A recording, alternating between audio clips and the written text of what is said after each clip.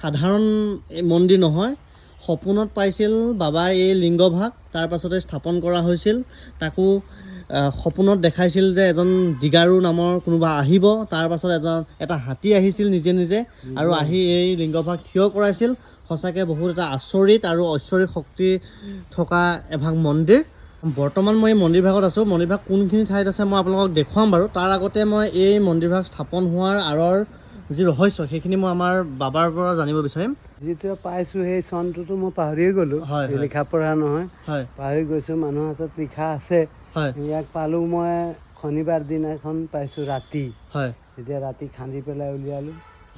আপুনি সপোনত পাইছে? সপোনত পাইছিলোঁ। 7 ফুট 6 ইঞ্চি আছে বাৰু। 7 ফুট 6 ইঞ্চি মাটিত সোমাই গৈছে। মাটিত সোমাই গৈছে আছে ওপৰত, বাকীটো মাটিত সোমাই গৈছে তলত। তাৰপাছতে আপুনি ইয়াতে নিৰ্মাণৰ বাবাক উঠোৱাটো মেইন মালিকজন হ'ল দিগাৰু হাতী। এটা হাতী নিজে আহিছে, মই মাতা নাই। সেইটো আমাৰ এই তোৰ কহৰাৰ হয় হাতীটো। সেই হাতীটো বান্ধা আছিলে চেন দি। কেনেকা চেন খুলি পেলাই আহিলে, নিজে আহিলে। হাতীটোৰ নাম মোক বাবাই কৈছিলে দিগাৰু। মই হাতীৰ নাম যে দিগাৰু বুলি নাজানো, মই মানুহ বুলি ভাবিছোঁ। হাতী ইয়াত আহি গ'ল, তেতিয়া মই এইফালে লুকাই গ'লোঁ, চাইডত লুকাই গ'লোঁ। মানে লুকাই গ'লোঁ যেতিয়া মাহুতটো দৌৰি দৌৰি আহি হাতীটোক মাৰিলে। 2-3 লাঠি মাৰি দিয়াৰ পিছত মই কৈছোঁ, এই কেলে মাৰিছোঁ, তাৰ নাম কি? তেতিয়া সি ক'লে দিগাৰু হয়। দিগাৰু হয়। কিন্তু আপুনি আগতীয়াকে গম পাইছিল নামটো? মোক আগতেই বাবা কৈছে দিগাৰু আহিব। মইতো মানুহ বুলি ভাবি আছো, কোনোবা মানুহ আহিব, ভাল শক্তিমান মানুহ। পিছত দেখিছোঁ হাতী। পিছত হাতীটোৱে থিয় কৰিছে। আগত শুই আছিলে। মই যেতিয়া খান্দিলোঁ তেতিয়া শুই থকা। আপোনালোকে জানি আচৰিত হ'ব, বাবাই কৈছে যে এই যি শিলভাগ দেখিছে এই ভাগ প্ৰায় কিমান ফুট আছিলে? 7 ফুট 6 ইঞ্চি। 7 ফুট 6 ইঞ্চিৰ এটা পাথৰ আছিলে আৰু এইটো শুই আছিলে, মানে পৰি আছিল। এটা হাতী নিজে নিজে চেইন খুলি আহি ইয়াত সেই হাতীটোৱে এই শিলটো থিয় কৰাইছিলে। আৰু বাবাই সপোনত দেখিছিলে যে তেখেতক মানে ভগৱানে কৈছিলে যে তেখেতৰ হাতীটোৰ নাম হ'ব জংঘল আছিল, যে দিগাৰু আহিব। আৰু তেখেতে ভাবিছিল যে কোনোবা মানুহ বা শক্তিশালী কোনোবা আহিব। পিছত গম পাইছে এটা হাতী আহিছে নিজে নিজে এইফালে আহি এইখিনিতে হাতীটো খাৰা হৈছে। তাৰপিছত এই শিলটো থিয় কৰাই গুচি গৈছে। বহু বছৰ আগৰ কথা। আৰু সঁচাকে জানি দুটা আছে এতিয়া, এটা দিগাৰু বুলি নাম আছে, এটা বাবু হাতী বুলি। আমাৰ কহৰাৰে হয়। সঁচাকৈ জানি বহুত বেছি আচৰিত হ'লোঁ ময়ো, আৰু আপোনালোকেও ভাল পাব। এয়া সপোনত দেখাৰ পাছত পাইছিলে এনেকৈ এই লিংগভাগ। মই ইয়াৰ পৰা অযোধ্যা গ'লোঁ, তেতিয়া সেই বজৰংবলীটো বনালে। আৰু তাৰ পাছতে বাবাই অযোধ্যা গৈছিল চাইকেলেৰে গৈছিল। আৰু অযোধ্যা যাওঁতে বাবাই কৈছিলে, ভগৱানে কৈছিল যে মই অযোধ্যা যাই কি কৰিম বা কি আনিম। তাৰ পাছতে তেখেতে এই হনুমান বাবা এটা মন্দিৰ ইয়াত নিৰ্মাণৰ কাৰ্য আৰম্ভ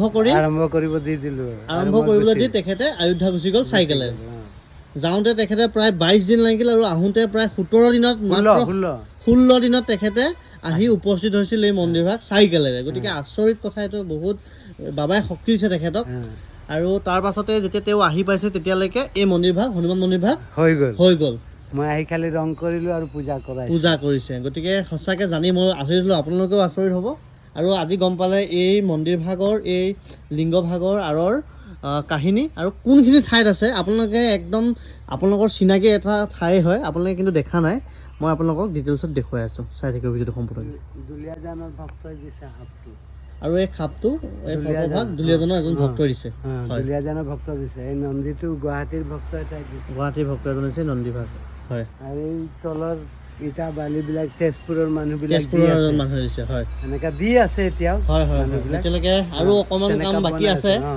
এতিয়াও বহুত কাম আছে। মই মানে এইটো যে এই বজৰংবলীৰ পিছফালৰ পৰা পানীটো এনেকা উৰি আহিব লাগে ইয়াত, সেইটো কাৰণে এইবিলাক গোটাইছোঁ। মানে মই তেনেকা ধৰণৰ বনাই দিম, তেতিয়া ইয়াত পানী বৈ থাকিব তেনেকা চিষ্টেম বনাম। মানে এতিয়া হোৱা নাই, পানীটো এতিয়া তলত এৰি দিছোঁ, এয়া তলত গৈ আছে। ওপৰত আহিব, ওপৰেদি আহিব, তেতিয়া আৰু ভাল লাগিব চাবলৈ। বাবাৰ ওচৰত আহি পাব পানীটো। আপোনালোকেও আহিব এই মন্দিৰভাগৰ কেতিয়াবা। একদম হালদিবাৰী বুঢ়ীমাই মন্দিৰৰ একদম কাষতেই থকা মন্দিৰভাগৰ পিছফালে আছে।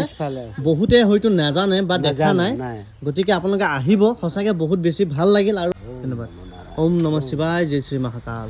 জয় শ্ৰী মহাকাল, জয় শ্ৰী মহাকাল, ওম নমো নাৰায়ণ।